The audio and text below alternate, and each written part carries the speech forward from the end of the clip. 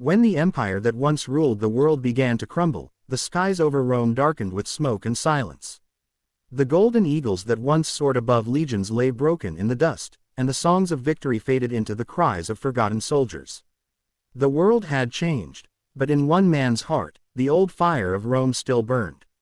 His name was Lucius Varian, a soldier, a guardian, and, in the end, the last warrior of a dying empire.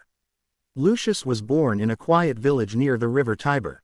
His father was a farmer, his mother a healer. From his earliest days, he learned the value of strength and mercy, of discipline and patience. At 15, he watched Roman soldiers march past his village, the sound of their sandals, the gleam of their shields, the pride in their voices. From that day, Lucius knew he was destined to wear that armor, to defend the eagle banner that stood for honor, power, and the order of Rome. When he joined the legions, Rome was still mighty, though cracks had begun to show in its marble heart. He trained under the blazing sun, fought across mountains and deserts, and slept under stars that glowed over foreign lands. He bled for emperors who would never know his name, for generals who saw him as a number, yet his faith in Rome never wavered.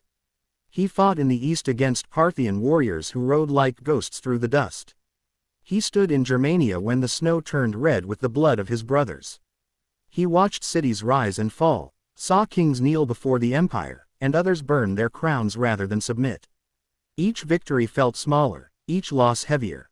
But Lucius believed, truly believed, that as long as one Roman drew breath, Rome itself would never die. Then came the dark years. The legions thinned. Gold no longer filled the treasury. Corruption rotted the Senate. Emperors rose and fell like waves on a dying shore. Enemies once feared began to strike back, Goths, Vandals, and Huns sweeping across the land like storms. Lucius, now gray at the temples but still unbroken, fought battle after battle, watching the empire he loved tear itself apart from within. He returned one year to his homeland, only to find his village gone. The fields were ash, his mother's home, gone. His father's plow, rusted into the earth. All that remained was silence. That day, he understood something no general had ever told him.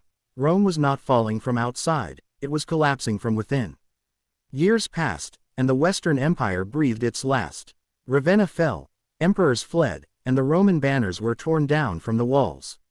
The once golden empire that ruled the known world was nothing more than smoke and memory.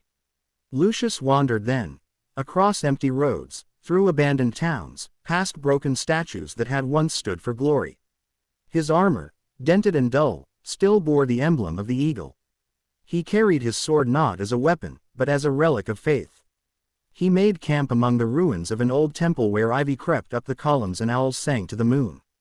Each night he lit a small fire and whispered, "Rome still breathes." It was a prayer only he still believed. One dawn, as the mist rolled over the fields, Lucius heard a faint sound, the cry of a child.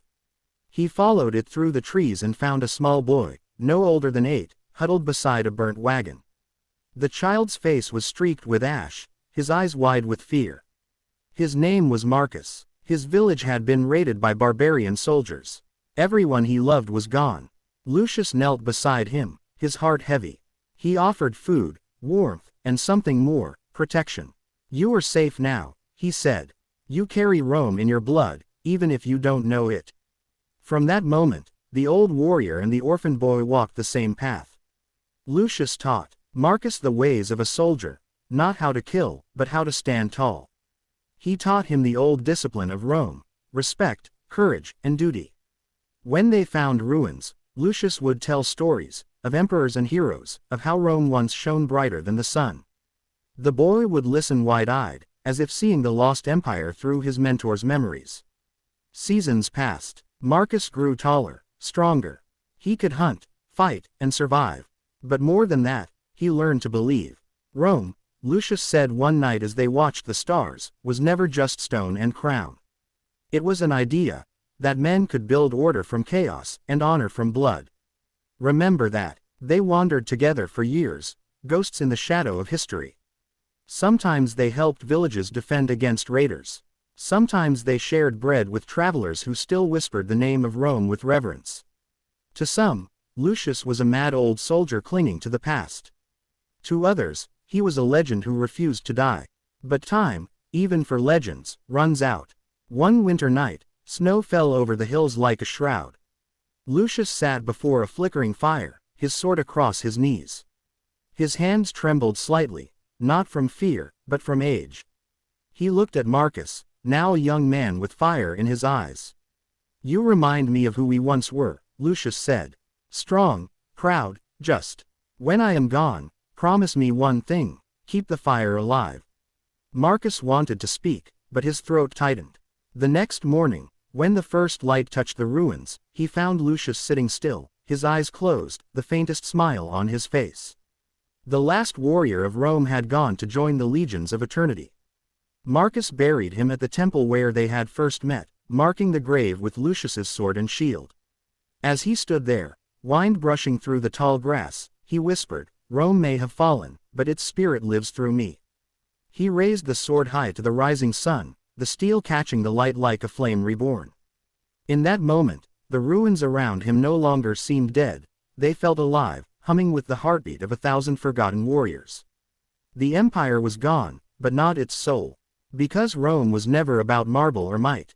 It was about men like Lucius, men who carried honor in their hearts long after the world forgot their names.